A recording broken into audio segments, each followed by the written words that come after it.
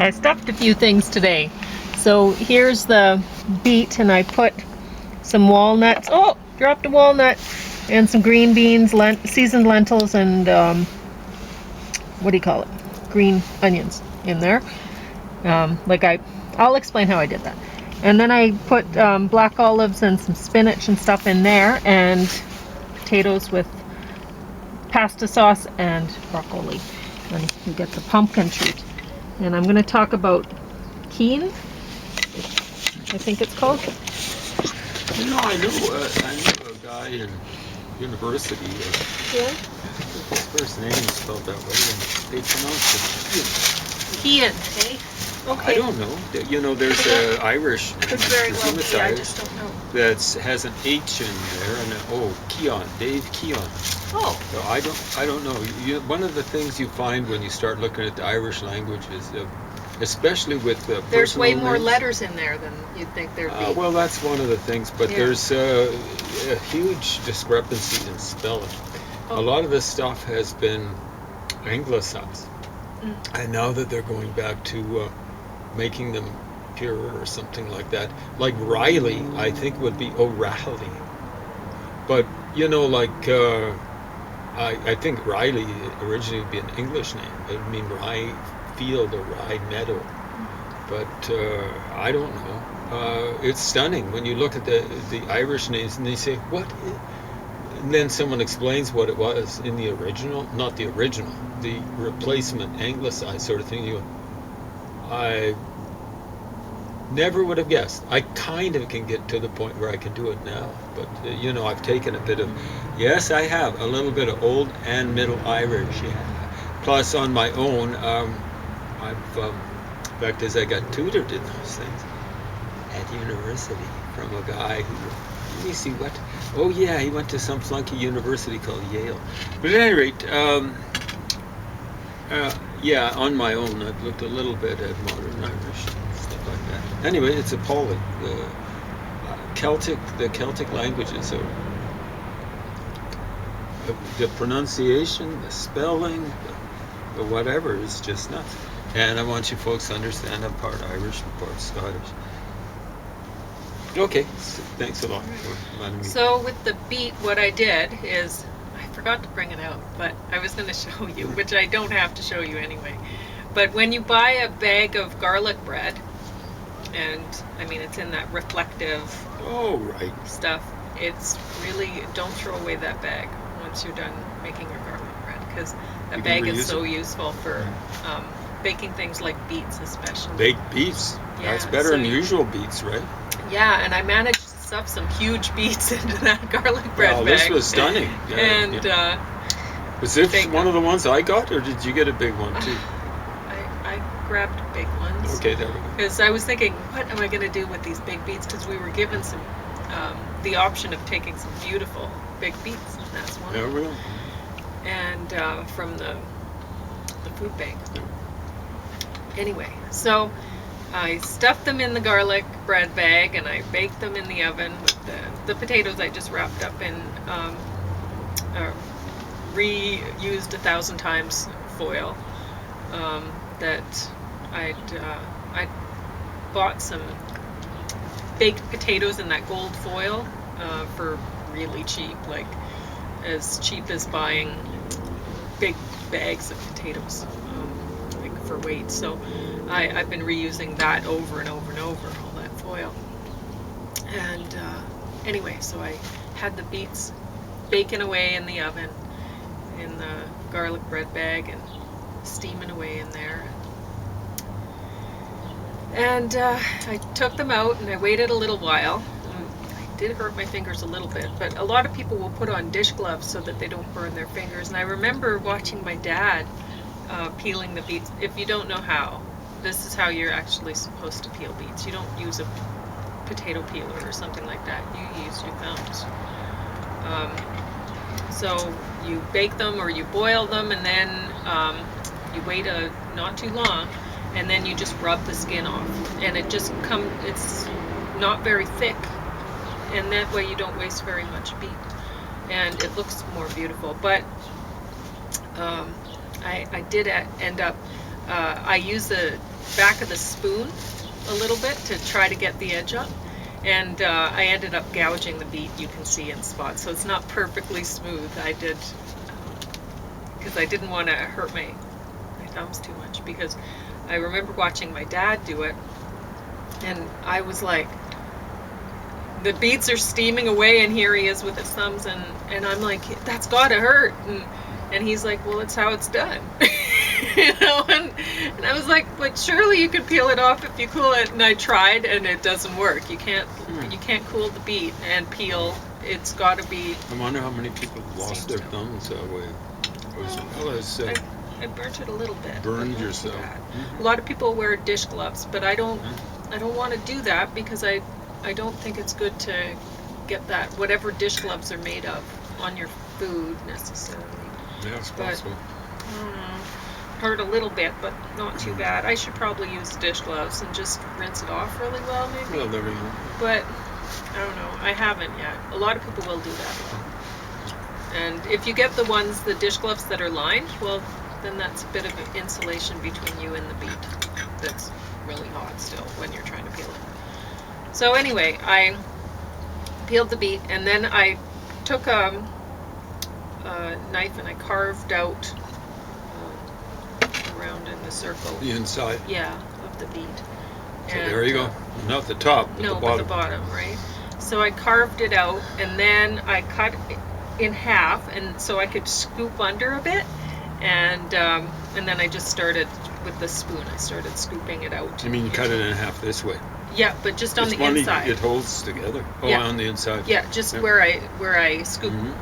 I cut here, and then I cut here.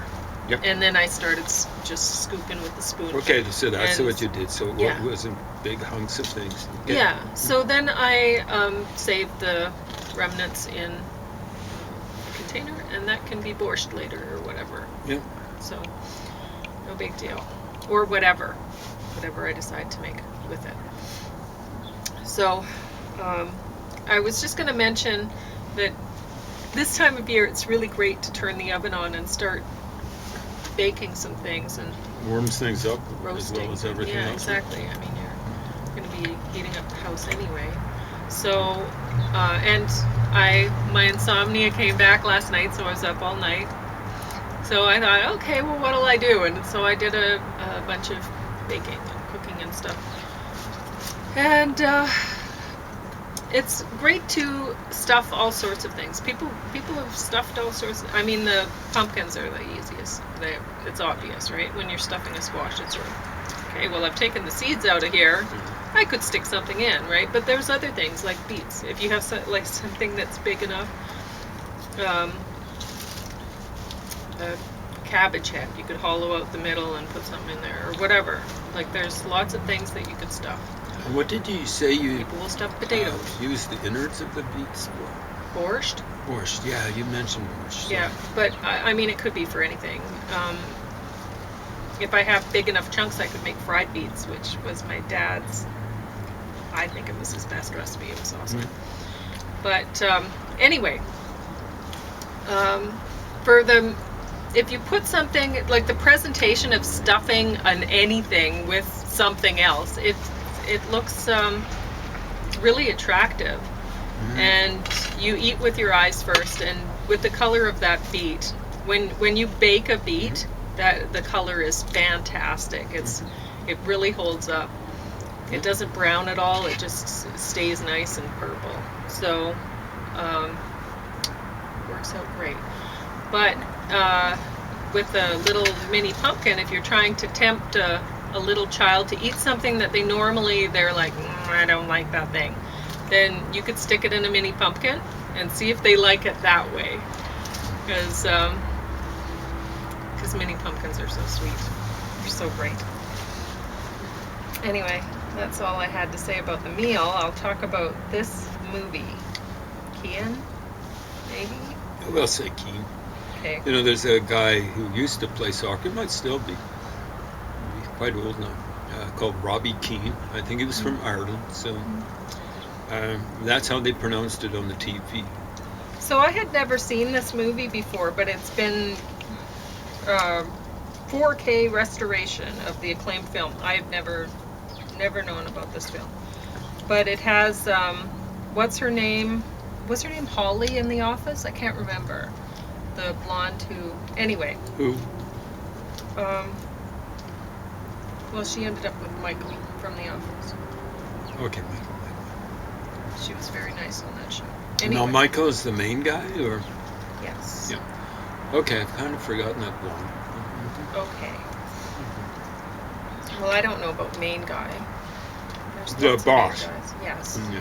So anyway, she's in this, and the man from, oh, what's the name of that show where he's very angry all the time? Well, it could be Jean Cleese. No, It could be. it's not. So anyway, I guess his name is Damian Lewis in real life, but he's the big star in this. And at first you're watching it and you're like, okay,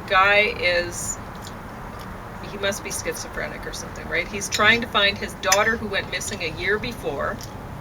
So he's going to the same spot, and you get the impression that he does this every day.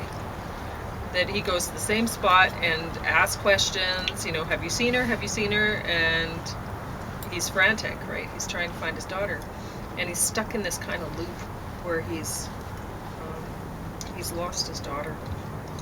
Well, you see, that's why many people are relieved when they find out that their children are dead. Dead. Yeah, after they've been abducted.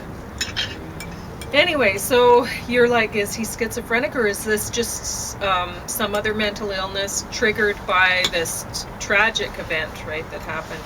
And then you're watching the show and like he ends up, sometimes he's okay, sometimes he seems totally rational. And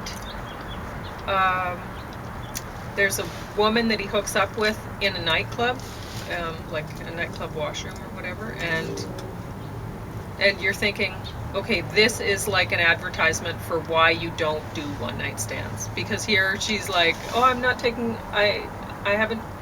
on anything, so you got to be careful, right? And you're like, oh my gosh, she's going to get pregnant, and the chance of the child being schizophrenic, it's going through your head, right? Or it should be. I think they say it's a 50% chance. It can't be that high. It can't be that high. I think it's 1 in 10 or something like that. No. No, it's more than that. If one of your siblings is schizophrenic, it's a 9% chance. So that's 1%. Okay. It's higher than that. So it's higher than that if your parents are. So anyway,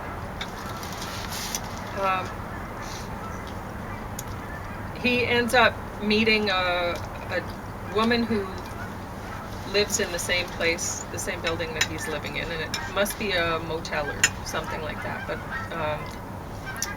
anyway, hotel. So,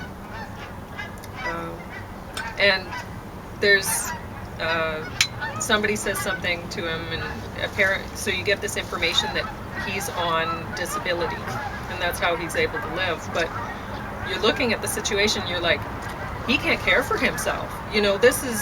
He's a danger to himself and other people. He's wandering out into traffic, screaming his daughter's name, and you feel for the guy. But at the same time, like, you see a scene where he's sure that one guy, it's just somebody minding their own business, walking point A to point B, crosses paths with him, and he's decided, oh, that's the guy who's abducted my daughter, and he starts feeding on him. And luckily there's a couple other guys there who, they're not related to anybody in this situation, but they step in and they pull him off, and they're like, call the police, and he leaves. But man, so anyway, the woman in his building, she has a little daughter that's about the same age, that, like, probably exactly the same age almost, that his daughter would be, right? And things get interesting. She's not a good mother. She doesn't know him, yet she's decided to have him babysit, and she says she'll be back in the evening at a specific time. She's not. She leaves him with her daughter overnight. And anyway, I mean, you can see the rest of the movie as what happens as some sort of closure for him. But really, it's a very sad story. It's scary, really. And that the daughter, this presumably 7-year-old daughter,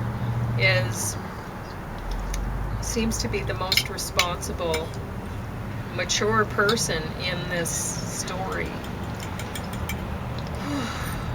Anyway, the acting is excellent, and the story is important, I think. And there are times when you're watching it and you're like, boy, this has been going on a long time, with him being really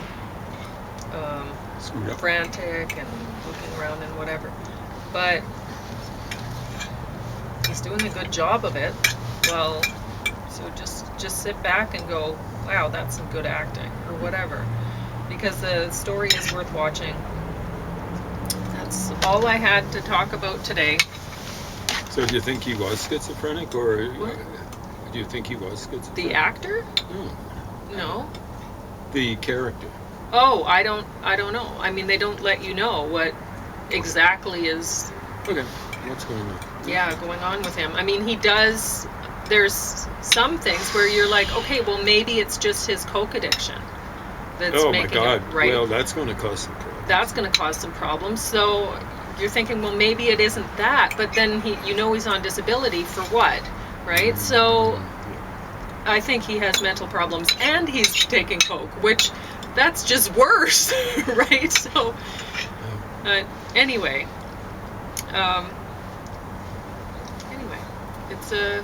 I think it's a movie worth watching. So I can understand why they restored it and why it was acclaimed. It's, just for the acting alone, very good acting, amazing.